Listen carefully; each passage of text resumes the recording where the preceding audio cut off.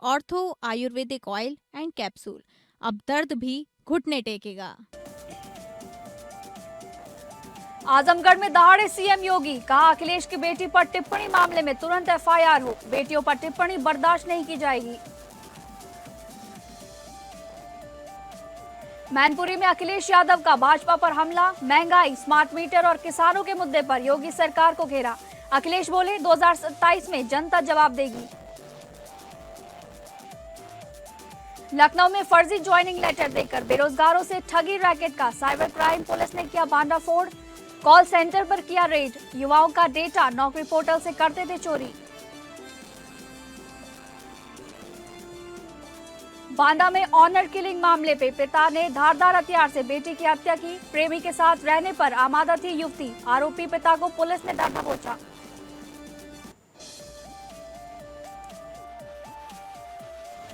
नमस्कार, आप सभी का बहुत बहुत स्वागत है इस बुलेटिन में। मैं हूं आपके साथ शालिनी राणा।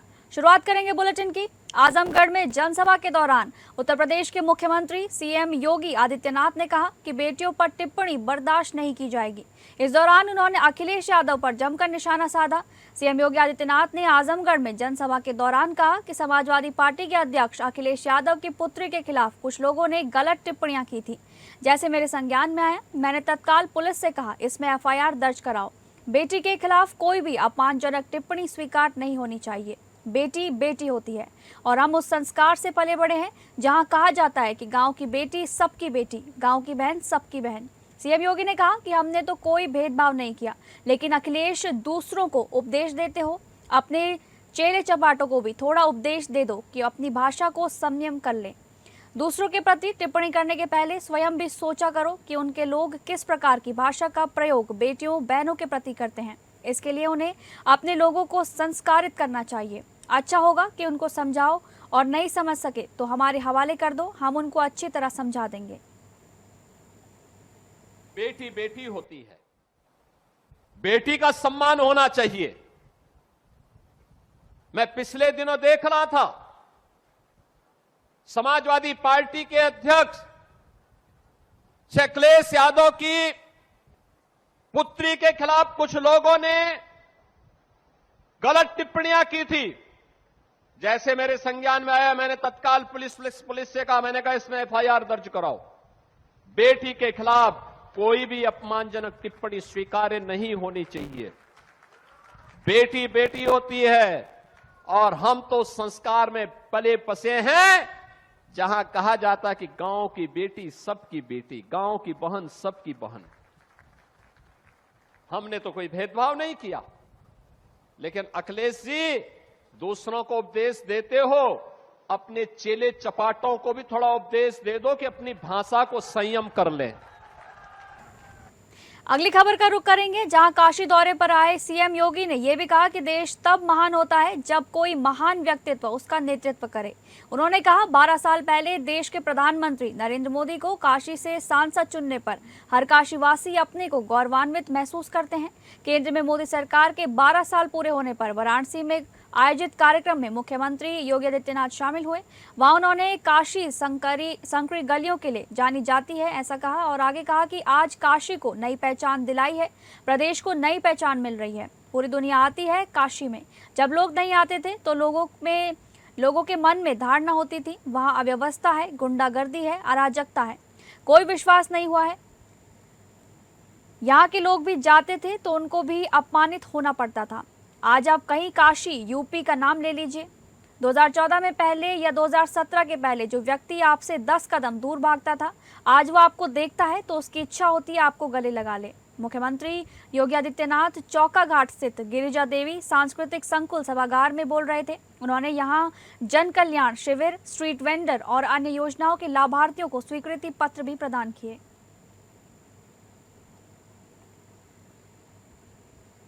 अगली खबर, उत्तर प्रदेश का बिजली विभाग इन दिनों चर्चाओं में है।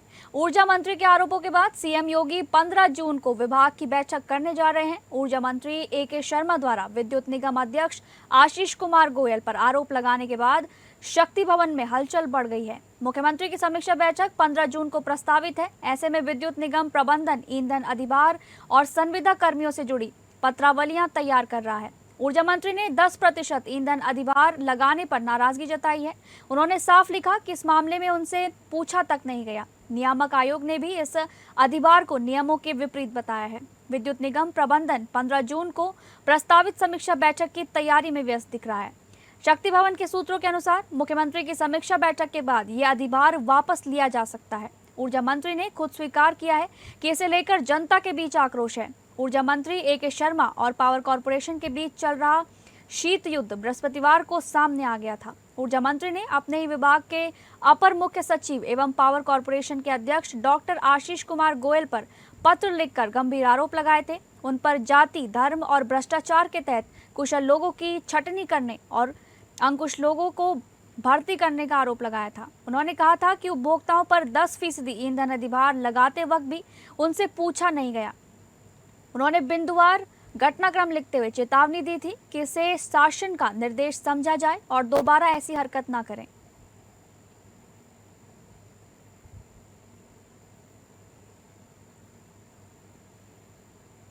अगली खबर, समाजवादी पार्टी के राष्ट्रीय अध्यक्ष अखिलेश यादव ने मैनपुरी में भाजपा सरकार पर तीखा हमला बोला।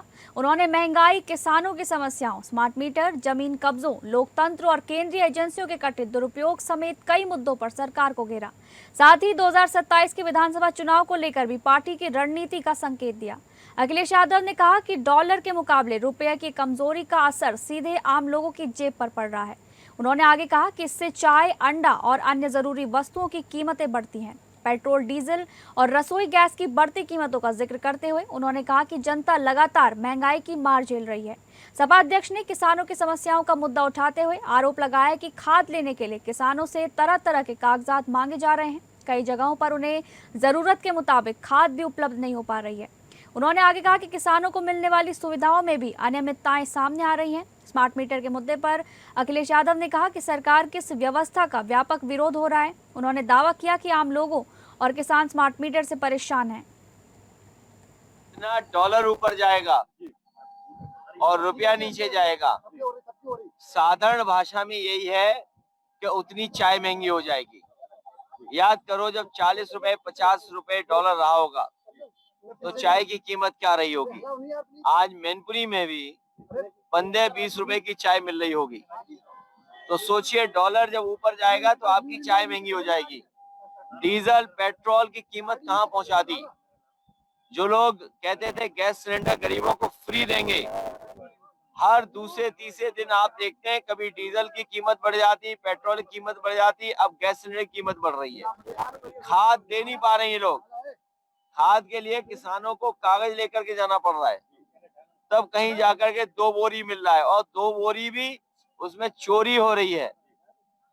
स्मार्ट सिटी बनाने वालों ने स्मार्ट मीटर लगाए थे। हम बधाई देना चाहते हैं गरीबों को, किसानों को, उन्होंने स्मार्ट मीटर उठा के फेंक दिए। तो एक तरफ जहां महंगाई बढ़ रही है, भ्रष्टाचार बढ़ रहा है, इनके मंत्री लोग बेईमानी कर रहे हैं। अभी सुना होगा एक मंत्री जी का विभाग हटाया गया।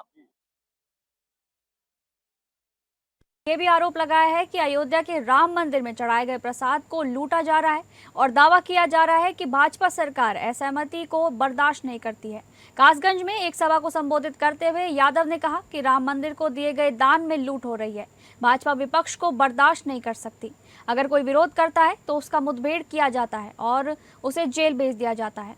ये टिप्पणियां उस कार्यक्रम के दौरान आई जहां पूर्व सांसद कुंवर देवेंद्र सिंह यादव ने औपचारिक रूप से समाजवादी पार्टी में शामिल हुए। देवेंद्र ने 2024 के लोकसभा चुनाव से पहले भाजपा में शामिल हुए थे।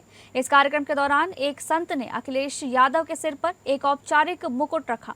इस पर हास्यपूर्ण प्रतिक्रिया देते हुए समाजवादी पार्टी के प्रमुख ने टिप्पणी की कि संत किसी और की तरह दिखते हैं और ऐसा लगता है कि उन्हें अपने आध्यात्मिक कर्तव्यों की बजाय फोटो खिंचवाने और सोशल मीडिया पर रील बनाने में अधिक रुचि है। उत्तर प्रदेश के पूर्व मुख्यमंत्री ने भाजपा सरकार पर व्यापक भ्रष्टाचार और कुशासन का आरोप लगाते हुए कहा कि किसी भी पूर्ववर्ती सरकार ने इतनी व्यापक लूटपाट नहीं की थी। उन्होंने किसानों को हो रही परेशानी के लिए बढ़ती महंगाई को जिम्मेदार ठहराया और 2014 से ईंधन की कीमतों में हुई तीव्र वृद्धि पर सवाल उठाए।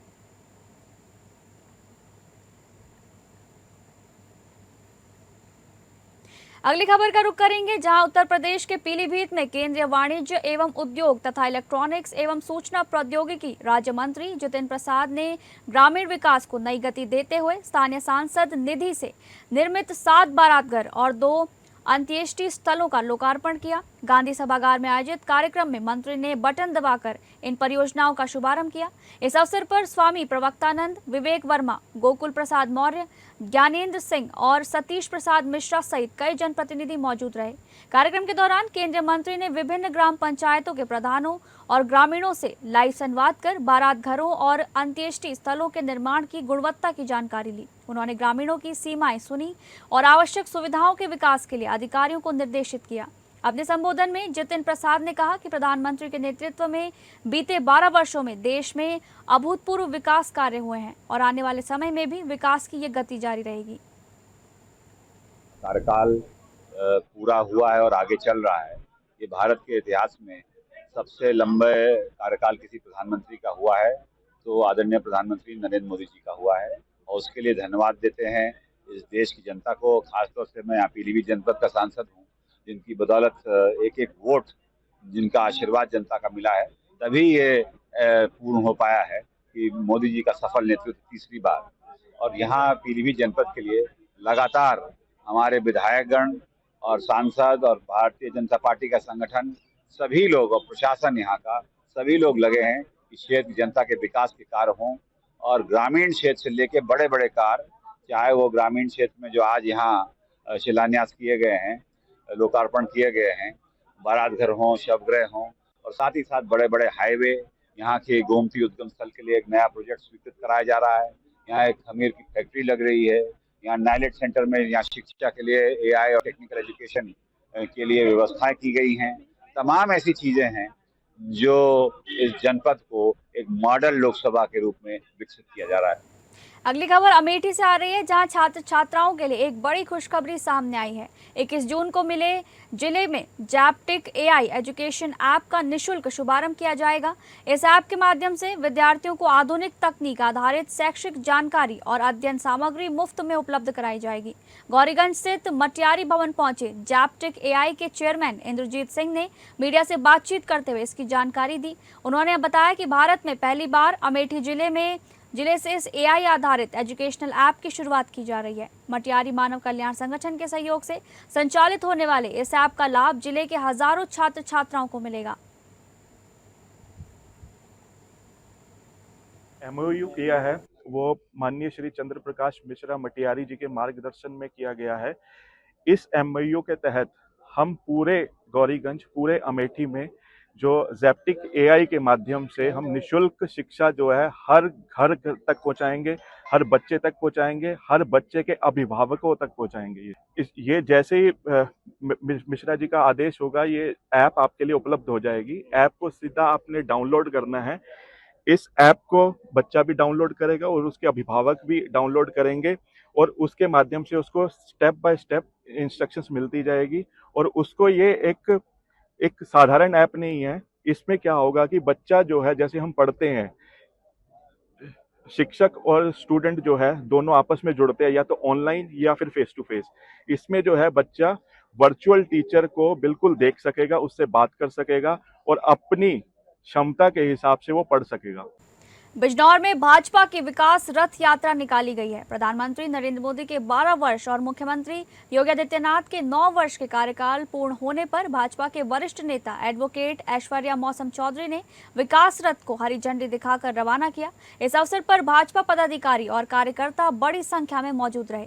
भाजपा के वरिष्ठ नेता एडवोकेट ऐश्वर्या मौसम चौधरी ने जानकारी देते हुए बताया कि विकास रथ यात्रा जिले के गांव-गांव जाकर केंद्र और प्रदेश सरकार की जन कल्याणकारी योजनाओं एवं विकास कार्यों की जानकारी जनता तक पहुंचाएगी। मीडिया से बात करते हुए एडवोकेट ऐश्वर्या मौसम चौधरी ने कहा कि हम इस विकास यात्रा के माध्यम से गांव-गांव जाकर भाजपा सरकार की उपलब्धियों और विकास कार्यों को जनता तक पहुंचाएंगे तथा डबल इंजन सरकार की विकास गाथा जन जन को बताएंगे। देखिए, देश के यशस्वी और विश्व के सबसे बड़े नेता हमारे माननीय प्रधानमंत्री आदरणीय नरेंद्र मोदी जी के 12 साल बेमिसाल का कार्यकाल पूर्ण हुआ है। आज नरेंद्र मोदी जी ने जो 12 साल में देश प्रगति में कार्य किए हैं, उनका ये विकास रथ बिजनौर विधानसभा में हर गांव में जाएगा और जो कार्य बिजनौर विधानसभा में हुए उनके बारे में गांव वाले परिचित हैं और देश में जो कार्य हुए, उत्तर प्रदेश में जो कार्य हुए, उन सब के लिए विकास रथ यात्रा ये निकली है। और सारे कार्यों से हमारे क्षेत्रवासी और योजनाओं से हमारे क्षेत्रवासी लाभान्वित हो रहे हैं। वो समस्त योजनाओं का विवरण इस रथ यात्रा द्वारा निकालने की तैयारी की गई है बिजनौर विधानसभा में। खबरों के सिलसिले में आगे बढ़ेंगे। बाराबंकी जनपद की नवाबगंज तहसील में कोर्ट की कार्यप्रणाली और पारदर्शिता को लेकर एक गंभीर मामला सामने आया है। एक अधिवक्ता ने नवाबगंज तहसीलदार पर अदालत की सुनवाई के दौरान घोर लापरवाही बरतने और नियम कानून को ताक पर रखकर विपक्षी दल को अनुचित लाभ पहुंचाने का सीधा आरोप मढ़ा है। शिकायतकर्ता अधिवक्ता का दावा है कि सामुदायिक स्वास्थ्य केंद्र देवा की एक सत्यापित फर्जी मेडिकल रिपोर्ट को आधार मानकर तहसीलदार ने विपक्षी के पक्ष में आदेश पारित कर दिया। इस कथित न्यायिक शिथिलता के खिलाफ पीड़ित अधिवक्ता ने जिलाधिकारी को शपथ पत्र के साथ लिखित शिकायती पत्र सौंपकर सख्त कार्रवाई की मांग की है।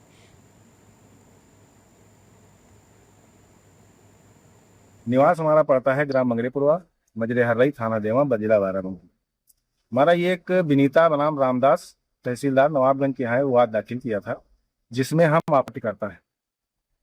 हमारा आपत्ति दाखिल करने के बाद उन्होंने जो है जवाब में दिया कि जो उनका वाद अदम पैरवी में खारिज हो गया। खारिज होने के बाद में उन्होंने जो है बाजदारा दिया, टाइम बार्ड बाजदारा देने में उन्होंने एक मेडिकल सर्टिफिकेट फर्जी लगाया, CSC देवा अधीक्षक से लिखा बनवा के।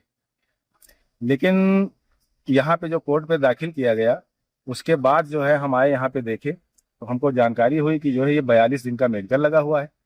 तो हमको शक हुआ कि इतने दिन का मेडिकल तो बनता नहीं। तो हम यहाँ से मेडिकल लेके गए CSC देवा अधीक्षक के पास। अधीक्षक ने दिखाया तो उन्होंने कहा कि जो है ये मेडिकल फर्जी है, हमारे यहाँ से निर्गत नहीं किया गया। अगली खबर का रुख करेंगे, जहां उत्तर प्रदेश की राजधानी लखनऊ में साइबर क्राइम पुलिस ने बेरोजगार युवाओं को नौकरी का झांसा देकर ठगी करने वाले एक फर्जी कॉल सेंटर का पर्दाफाश किया है। पुलिस ने इस मामले में 3 महिलाओं समेत 5 आरोपियों को गिरफ्तार किया है। पुलिस जांच में खुलासा हुआ कि आरोपी नौकरी की तलाश कर रहे युवाओं का डेटा नौकरी पोर्टल से हासिल करते थे। इसके बाद कॉल सेंटर से अभ्यर्थियों को फोन कर नौकरी दिलाने का झांसा देते थे। आरोपी रजिस्ट्रेशन फीस, गेट पास, इंटरव्यू लेटर और ज्वाइनिंग प्रक्रिया के नाम पर युवाओं से रकम वसूलते थे। पैसे जमा होने के बाद उन्हें फर्जी ज्वाइनिंग लेटर, अप्रूवल लेटर और अन्य दस्तावेज भेज दिए जाते थे। छापेमारी के दौरान पुलिस ने आरोपियों के कब्जे से 11 keypad mobile, 2 Android mobile, 1 laptop, 102 data sheet, 26 फर्जी ज्वाइनिंग लेटर, अप्रूवल लेटर और रजिस्ट्रेशन लेटर बरामद किए हैं।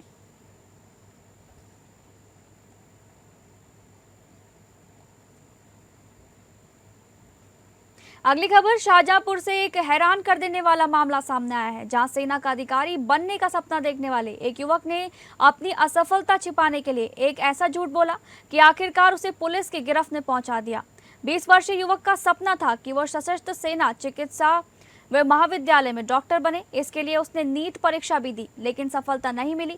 पूछताछ में युवक ने बताया कि उसकी मां हृदय रोग से पीड़ित हैं और वो उन्हें अपनी असफलता का दुख नहीं देना चाहता था। इसी वजह से उसने परिवार को बताया कि उसका चयन AFMC में हो गया है। एक झूठ को सच साबित करने की कोशिश में उसने सेना की वर्दी और अन्य सामान जुटाया। इतना ही नहीं, पिता की टाटा हैरियर कार पर सेना से जुड़े प्रतीक चिन्ह लगवाकर खुद को ब्रिगेडियर बताने लगा। शहीद संग्रहालय में उसकी पोल खुल गई। वहां मौजूद पूर्व सैनिकों को उसकी गतिविधियां संदिग्ध लगी। जब उससे पूछताछ की गई तो वह संतोषजनक जवाब नहीं दे सका। इसके बाद सेना और पुलिस को सूचना दी गई। मामले की जांच में सामने आया कि युवक वास्तव में सेना का अधिकारी नहीं था। संग्रहालय जो कि कैंट चौकी क्षेत्र में पड़ता है, जिसमें आज ये व्यक्ति जिसका नाम आर्यन वर्मा पुत्र अनिल वर्मा, जो कि दुर्गा इंक्लेव थाना रोजा का रहने वाला है, जो कि एक ब्रिगेडियर की वर्दी पहन के वहाँ पे शहीद संग्रहालय पे आया हुआ था, जो अपने साथ एक टाटा हैरियर गाड़ी और जिसमें एक नीली बत्ती भी लगी हुई थी, जिसमें एक 1 स्टार की प्लेट और एक AHQ का भी झंडा लगा हुआ था, जिसमें इसके पास से एक सेना का ब्रिगेडियर की एक फर्जी पहचान पत्र और एक नकली पिस्तौल और एक रेजिमेंटल छड़ी भी बरामद हुई है। और जो इसके साथ 2 सिक्योरिटी गार्ड थे और एक ड्राइवर था, उनके बारे में भी अभी विस्तृत पूछताछ की जा रही है। और जो सेना द्वारा इसमें तहरीर दी गई है, इसमें थाना सदर बाजार में उचित धाराओं में मुकदमा पंजीकृत कर आवश्यक वैधानिक कार्रवाई भी की जा रही है। अगली खबर आजमगढ़ जिले के देवगांव कोतवाली क्षेत्र के बरडीहा मोड़ के पास सड़क हादसे में 4 लोगों की मौत का मामला सामने आया है।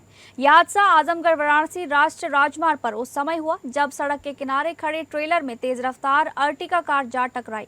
इस हादसे में कार पर बैठे 4 लोगों की मौके पर ही दर्दनाक मौत हो गई है, जबकि एक व्यक्ति गंभीर रूप से घायल बताया जा रहा है, जिसे इलाज के लिए हायर सेंटर भेज दिया गया है। ट्रेलर से टक्कर के बाद कार बुरी तरह से क्षतिग्रस्त हो गई है। इसके साथ ही कार में बैठे लोग गाड़ी में फंस गए। स्थानीय लोगों और पुलिस की मदद से सभी को बाहर निकाला गया।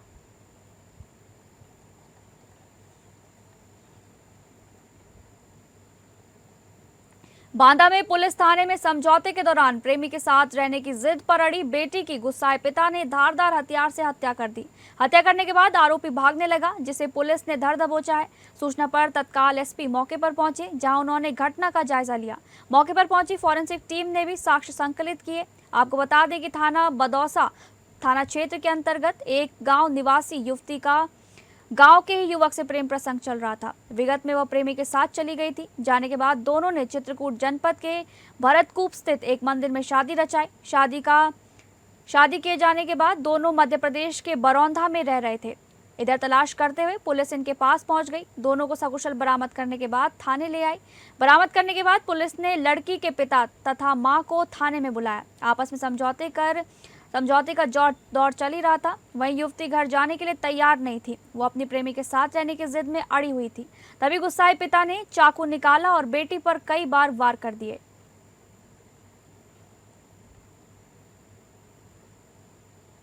18 मई 2026 में जनपद बांदा के थाना बदौसा में सूचना प्राप्त हुई कि एक महिला जिसकी उम्र करीब 19 वर्ष है, उसको परिचित पड़ोस का लड़का भगा लेकर गया है। सूचना मिलती तत्काल थाना बदौसा में समुचित धाराओं में अभियोग पंजीकृत किया गया था। इसमें विवेचक लगे थे, टीम्स लगी थी। इसको आज 12 जून को महिला को सकुशल बरामद करके थाने लाया गया था। इसी में नियमानुसार जो उसके परिवारजन हैं उनको सूचना दी गई। उसके माता पिता द्वारा आया गया, उसकी बातचीत कर रहे थे, काउंसलिंग की जा रही थी। उसी बीच जो महिला के पिता हैं उनके द्वारा एक धारदार हथियार से महिला के पेट पर वार किया गया।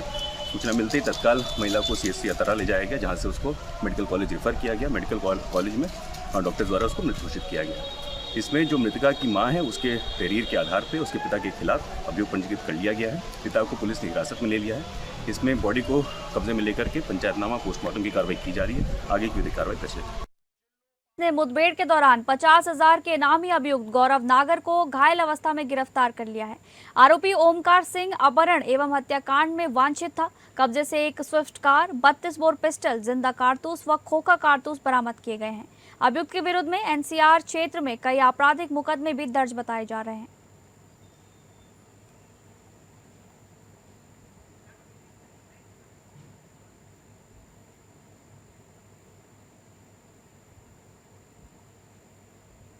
फिलहाल इस बुलेटिन में बस इतना ही।